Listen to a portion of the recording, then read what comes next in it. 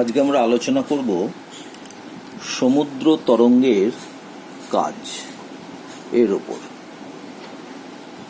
সমুদ্র তরঙ্গের কাজ আমরা মূলত লক্ষ্য করি উপকূলীয় অঞ্চলে, অর্থাৎ স্থলভাগের যে অংশ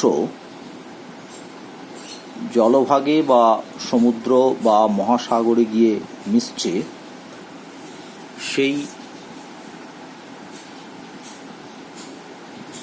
অংশটাকে আমরা বলি উপকূল, এবং সেই উপকূলীয় অঞ্চলেই আমরা সমুদ্র তরঙ্গের কাজটি লক্ষ্য করে থাকি। এখন প্রথমে আমাদের জানতে হবে সমুদ্র তরঙ্গ বলতে কি বোঝায়। খুব সহজ বাংলায় আমরা সমুদ্র তরঙ্গকে বলি সমুদ্রের ঢেউ।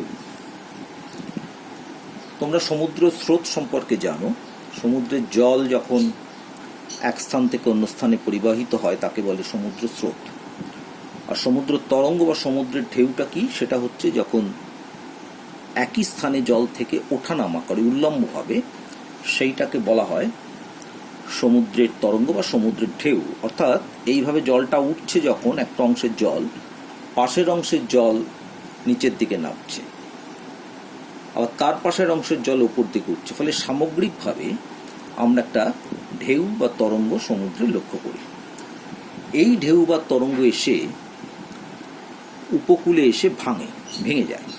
ভাঙার পরে আমরা দেখি যে এই মনে করা যাক এইটা হচ্ছে উপকূলীয় অঞ্চল, এই হচ্ছে আমার সমুদ্রের জলতল।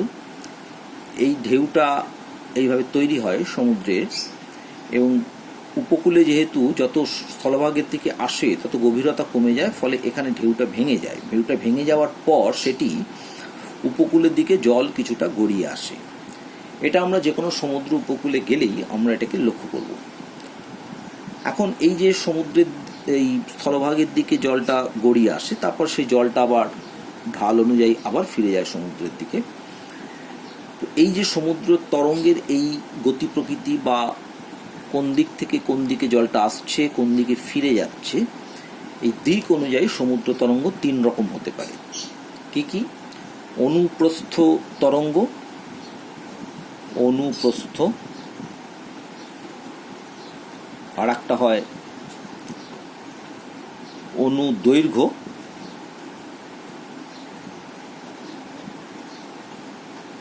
আরেকটি হচ্ছে স্থির তরঙ্গ। মোট তিন ধরনের সমুদ্র তরঙ্গ দিক অনুযায়ী হয়: অনুপ্রস্থ, অনুদৈর্ঘ্য ও স্থির তরঙ্গ। এবারে আমরা দেখি অনুপ্রস্থ তরঙ্গ কাকে বলে, অনুদৈর্ঘ্য তরঙ্গ কাকে বলে, স্থির তরঙ্গ কাকে বলে। ধরা যাক এইটা হচ্ছে একটি উপকূল রেখা, আমার এদিকটা হচ্ছে স্থলভাগ, এখানটা মনে করো জলভাগ। যদি সমুদ্রের তরঙ্গটা উপকূলের সঙ্গে আড়াআড়িভাবে প্রবাহিত হয় বলবো না, আড়াআড়িভাবে যদি কাজ করে, অর্থাৎ ঢেউটা ভাঙার পরে জলটা এইভাবে গেল, এইভাবে ফিরে এলো, তখন এই তরঙ্গটাকে আমরা বলি অনুপ্রস্থ তরঙ্গ। অর্থাৎ উপকূলের সঙ্গে যখন আড়াআড়িভাবে সমুদ্র তরঙ্গ কাজ করে আমরা বলবো অনুপ্রস্থ তরঙ্গ। যদি উপকূলের সঙ্গে প্রায় সমান্তরালে তরঙ্গটা কাজ করে তখন আমরা বলি অনুদৈর্ঘ্য তরঙ্গ। স্থির তরঙ্গ কোনটা? স্থির তরঙ্গ হচ্ছে, ধরো এইভাবে এই অংশে একটা উপকূলে, আমি আর একটা ছবি আঁকি, এই একটি উপকূল রেখা, এই অংশে অনুদৈর্ঘ্য তরঙ্গ রয়েছে, এই অংশে বিপরীত দিক থেকে অনুদৈর্ঘ্য তরঙ্গ রয়েছে। এখন এই দুটি বিপরীতমুখী অনুদৈর্ঘ্য তরঙ্গ যখন পরস্পরের মুখোমুখি আসছে তখন এইখানে জলটা স্থির হয়ে যায়। এই অংশটাকে বলা হচ্ছে স্থির তরঙ্গ অঞ্চল, মানে এখানে আমরা স্থির তরঙ্গ দেখতে পাবো। এইভাবে দিক অনুযায়ী সমুদ্র তরঙ্গ তিন রকম হতে পারে, আর কাজ অনুযায়ী দু রকম হয় সমুদ্র তরঙ্গ। একটা হচ্ছে গঠনকারী সমুদ্র তরঙ্গ,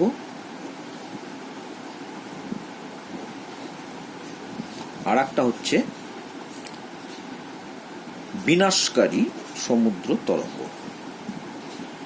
দু ধরনের সমুদ্র তরঙ্গ। এরা হচ্ছে কাজ অনুযায়ী, অর্থাৎ যখন সমুদ্র তরঙ্গের দ্বারা সঞ্চয় হবে উপকূলে আমরা বলি গঠনকারী তরঙ্গ, যখন সমুদ্র তরঙ্গের দ্বারা উপকূলীয় অঞ্চলে ক্ষয় হবে আমরা বলবো বিনাশকারী তরঙ্গ। তারও একটা জিনিস আমাদের মনে রাখতে হবে, সেটা হলো এই উপকূল রেখা, এটা আমি আগেই ধরে নিচ্ছি আমরা সবসময়তেই স্থলভাগ,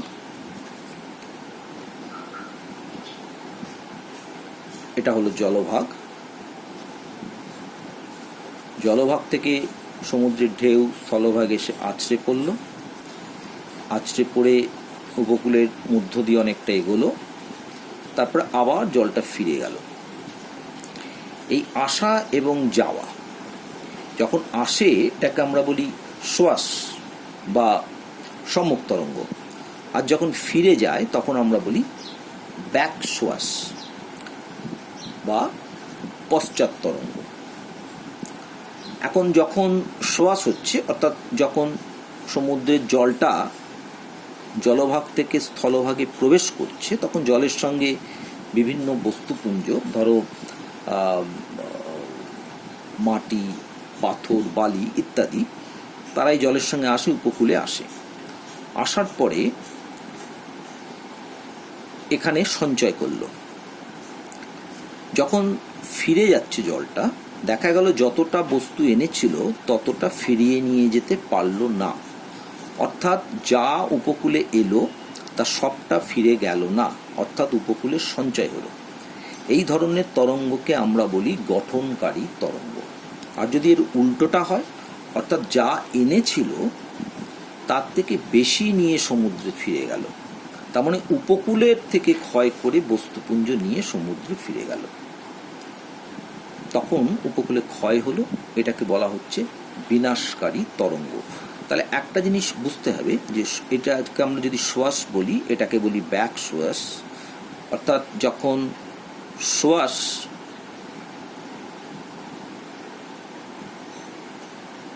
শক্তিশালী, সোয়াস হচ্ছে শক্তিশালী,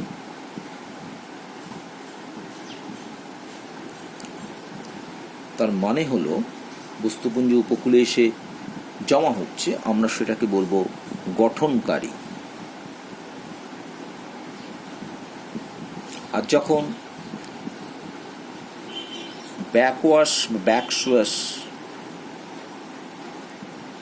শক্তিশালী, অর্থাৎ উপকূল থেকে বস্তুপুঞ্জ সমুদ্রের দিকে চলে যাচ্ছে, অর্থাৎ উপকূলে ক্ষয় হচ্ছে, আমরা তখন বলি বিনাশকারী সমুদ্র তরঙ্গ। তাহলে এই হচ্ছে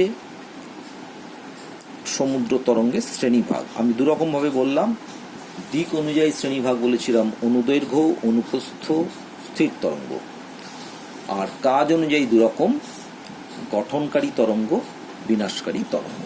এবারে আমরা চলে আসি যে এই যে আমরা এত কথা বললাম, উপকূলে জল আসছে, জল ফিরে যাচ্ছে, এই উপকূলের যে শ্রেণীভাগ বা উপকূল কাকে বলবো, কয়েকটি কথা আছে। উপকূলের সঙ্গে আবার একটা কথা জুড়ে আসে, তটভূমি। তটভূমি কাকে বলবো, বেলাভূমি বা সি বিচ বলতে আমরা কি বুঝি, এইগুলোকে আমরা একটু পরিষ্কার করে নিই।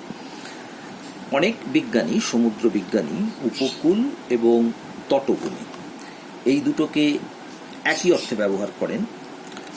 আবার অনেক বিজ্ঞানী আছেন যারা উপকূলের একটা অংশ হিসেবে তটভূমিকে বিচার করেন। তো যাই হোক না কেন, আমরা গোটা ব্যাপারটাকে বুঝে নিই। প্রথম হচ্ছে যে আমরা একটা ছবি আঁকার চেষ্টা করি, যে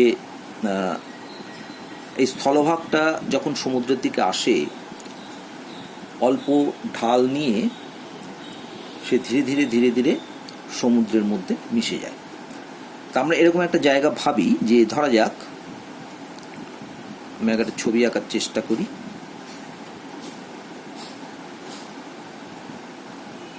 এই হচ্ছে, মনে করা যাক আমার সমুদ্রের জলতল। জলতল দুরকম হয়, একটা হচ্ছে ভাটার সময় জলটা নেমে যায়, নিম্ন জলতল। জোয়ারের সময় জলটা উঠবে, জলতল উঠবে, ওটা হচ্ছে উচ্চ জলতল।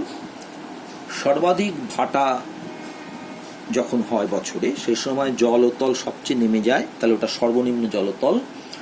সর্বাধিক জোয়ার বছরে যে সময় হয় সে সময় জলতল সবচেয়ে বেশি ওঠে, ওটা হচ্ছে সর্বাধিক উচ্চ জলতল। ধরে নিচ্ছে এটা হচ্ছে সর্বাধিক নিম্ন জলতল এবং এইটি হচ্ছে সর্বাধিক উচ্চ জলতল। উপকূল বা স্থলভাগটা এলো, এসে এই সমুদ্রের মধ্য দিয়েই অনেক দূর পর্যন্ত এটি সমুদ্রের মধ্যে প্রবেশ করে অল্প ঢাল নিয়ে, তারপরে অকস্মাৎ একটা খাড়া ঢাল নিয়ে গভীর সমুদ্রের দিকে নেমে যায়। খাড়া ঢাল নিয়ে গভীর, এই অংশটাকে আমরা বলি মহীঢাল। কিন্তু এই মহীঢালটাকে আমরা কোনোভাবেই আলোচনায় আনবো না, কারণ উপকূলের সঙ্গে মহীঢালের কোনো সম্পর্ক নেই। আমাদের মহীসোপান, এই যে অল্প ঢাল নিয়ে যে অংশটা সমুদ্রের মধ্যে প্রবেশ করে, এই অংশটাকে আমরা বলি মহীসোপান। এটা জলের নিচে থাকে, কিন্তু ধরে নিই আমরা যে এটাই হচ্ছে স্থলভাগেরই অংশ এবং এটা একদম মহীঢাল যেখান থেকে শুরু হচ্ছে সেই পর্যন্ত হচ্ছে স্থলভাগের অংশ। কিন্তু স্থলভাগের যে অংশটি অল্প ঢাল বিশিষ্ট জলের নিচে থাকছে, আমরা আলাদা করে সেটাকে বলছি মহীসোপান। তো এই মহীসোপানের শেষ প্রান্ত পর্যন্তই আমরা ধরে নিতে পারি উপকূল ভাগ রয়েছে। এখন কোথা থেকে এদিকে শুরু হবে? স্থলভাগের দিকে কোথা থেকে শুরু হবে না, যেখানে স্থলভাগের মধ্যে যতক্ষণ না পর্যন্ত সমুদ্রের দিক থেকে আমরা যদি স্থলভাগে প্রবেশ করতে থাকি, যতক্ষণ না পর্যন্ত আমরা একটা অত্যন্ত খাড়া ঢাল পাবো স্থলভাগের, আমরা ততক্ষণ পর্যন্ত ধরে নেব যে ওটা হচ্ছে উপকূল অঞ্চলই চলছে। তো ধরে নাও এইরকম এইখানে গিয়ে আমরা একটা খাড়া ঢাল পেয়েছি, এইখানে একটা খাড়া ঢাল আছে, তাহলে আমরা ধরে নেব যে এই পর্যন্ত হচ্ছে উপকূল। এইখান থেকে শুরু হয়ে একেবারে মহীসোপানের শেষ পর্যন্ত হচ্ছে গিয়ে উপকূল অঞ্চল। তো এইবারে আমরা বিষয়টা একটু দেখি যে এই যে তার মানে উপকূল বা এটাকে আমরা বলি উপকূলীয় সমভূমি অঞ্চল। তো এইবারে কি হয় দেখো, এই উপকূলীয় সমভূমির সামনের অংশটা, অর্থাৎ এই যে অংশটা উপকূলটা শুরু হলো, এই শুরু হওয়ার পর তারপরে আবার একটা ঢাল দেখা যাবে। এই ঢালের পাদদেশ যেটা আমরা পাচ্ছি, এই পাদদেশ থেকে শুরু হয় একটা অংশ যেটাকে বিজ্ঞানীরা বলছেন অনেকে তটভূমি। তাহলে উপকূলের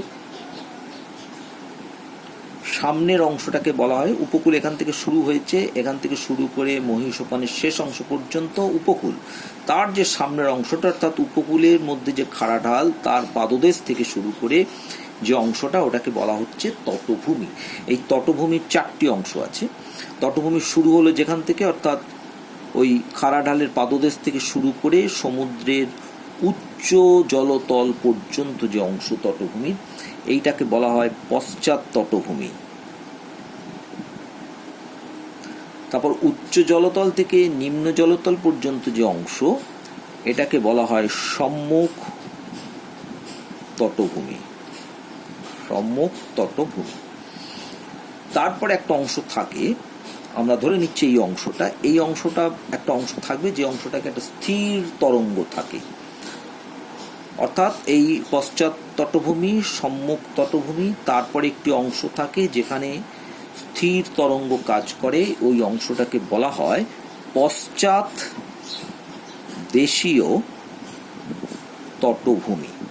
এবং তারপরে পশ্চাৎ দেশীয় তটভূমির পরে যে অংশটা রইল, সেই অংশটাকে বলা হয় পুরোদেশীয় তটভূমি। মনে রাখবে যে তটভূমির এই যে 4টি অংশ, এই 4টি অংশের মধ্যে পশ্চাৎ দেশীয় তটভূমি বা পুরোদেশীয় তটভূমি কখনোই উন্মুক্ত হয় না, সবসময় জলের নিচেই থাকে। পশ্চাৎ তটভূমি সবসময়তেই জলের ওপরে থাকে। সম্মুখ তটভূমিটা ওই ভাটার সময় এই সম্মুখ তটভূমিটা উন্মুক্ত হয়। এরপরে আরেকটি অংশ থাকে তটভূমির মধ্যেই, এই যেটাকে আমরা বলি সম্মুখ তটভূমি। এই সম্মুখ তটভূমিকেই বলা হয় আলাদা করে বেলাভূমি, যেটাকে আমরা সি বিচ হিসেবে বেশি জানি।